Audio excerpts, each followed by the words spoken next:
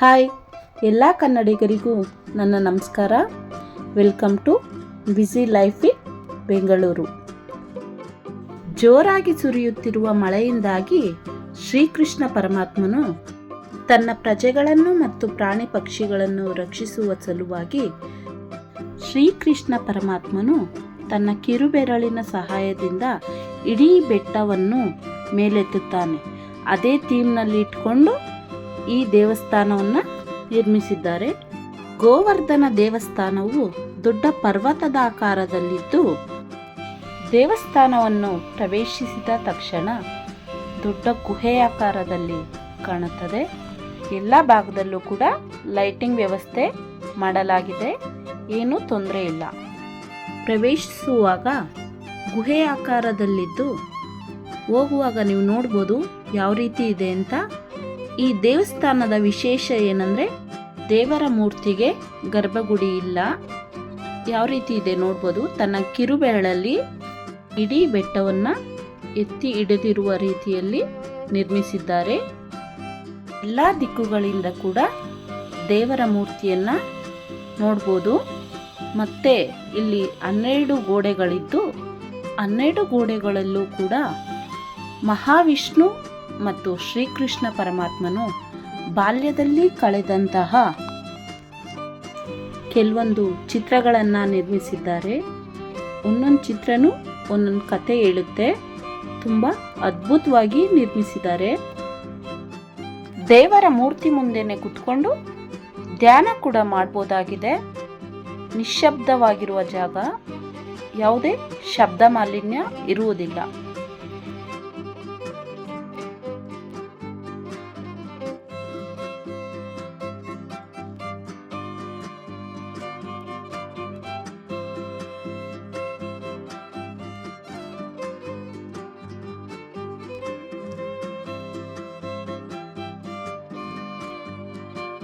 ಈ ದೇವಸ್ಥಾನದ ಟೈಮಿಂಗ್ ಬೆಳಿಗ್ಗೆ 7 ಗಂಟೆಯಿಂದ ಸಂಜೆ 8 ಗಂಟೆ ತನಕ ಓಪನ್ ಇರುತ್ತೆ.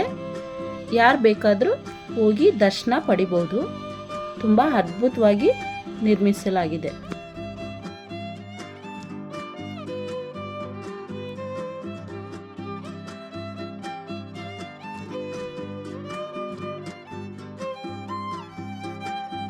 ಗೋವರ್ಧನ ದೇವಸ್ಥಾನ ಉಡುಪಿಯ ಅಷ್ಟಮಠಗಳಲ್ಲಿ ಒಂದಾಗಿರುವ ಪುತ್ತಿಗೆ ಮಠದವರ ಆಡಳಿತದಲ್ಲಿ ನಡೆಸ್ತಾ ಇದ್ದಾರೆ.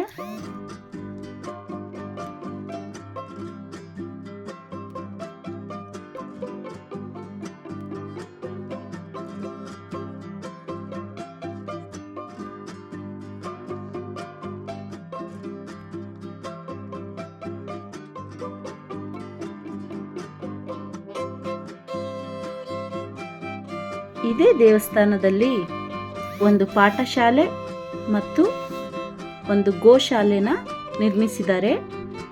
ಪಾಠಶಾಲೆ ಮೇಲಿನ ಒಂದು ಫಸ್ಟ್ ಫ್ಲೋರಲ್ಲಿದೆ.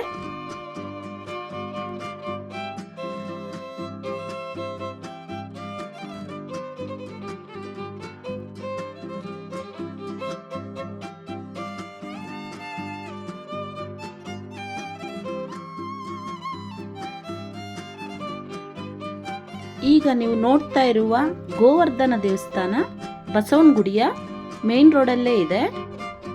BMS ಕಾಲೇಜ್ನ ಆಪೋಸಿಟಲ್ಲೇ ಈ ದೇವಸ್ಥಾನನ ನಿರ್ಮಿಸಿದ್ದಾರೆ. ನೀವು ನೋಡ್ತಾ ಇರ್ಬೋದು, ಇಲ್ಲೇ ಕೂತ್ಕೊಂಡು ಪ್ರಶಾಂತವಾಗಿ ಧ್ಯಾನ ಕೂಡ ಮಾಡಬಹುದು.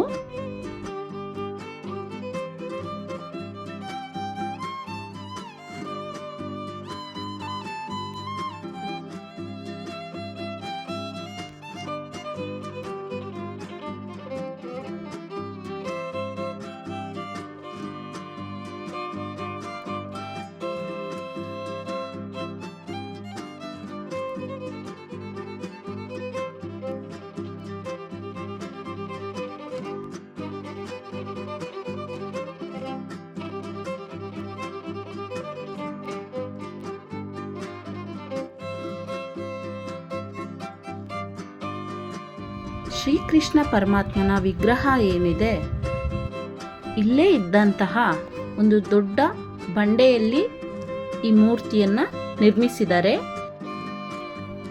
ಉಳಿದ ಗೋಡೆಗಳನ್ನೆಲ್ಲ ಫೈಬರ್ ಮತ್ತು ಕಬ್ಬಿಣದ ಸಹಾಯದಿಂದ ನಿರ್ಮಿಸಿದ್ದಾರೆ. ಹೀಗೆ ಹೋಗ್ತಾ ಎಕ್ಸಿಟಲ್ಲಿ ಗೋಶಾಲೆ ಕೂಡ ಇದೆ.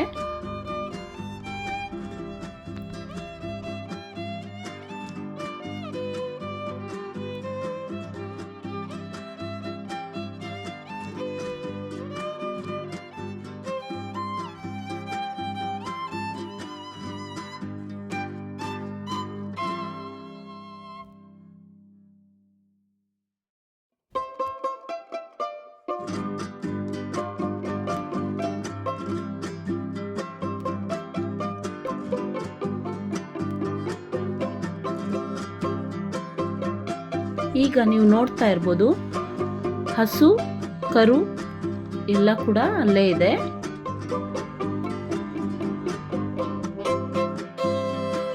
ಈ ದೇವಸ್ಥಾನದ ಒಂದು ಕಿರು ಪರಿಚಯ ಮಾಡಿಸಿದ್ದು ನಿಮ್ಗೇನಾದರೂ ಇಷ್ಟ ಆಗಿದ್ರೆ ದಯವಿಟ್ಟು ನನ್ನ ಚಾನಲ್ನ ಸಬ್ಸ್ಕ್ರೈಬ್ ಮಾಡಿ.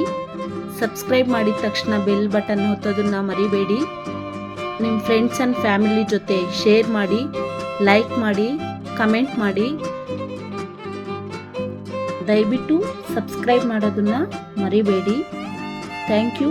ಇಷ್ಟೊತ್ತು ನಿಮ್ಮ ಟೈಮ್ ಕೊಟ್ಟು ನನ್ನ ವಿಡಿಯೋ ನೋಡಿದ್ದಕ್ಕೆ ಎಲ್ಲರಿಗೂ ಸಹ ಧನ್ಯವಾದಗಳು.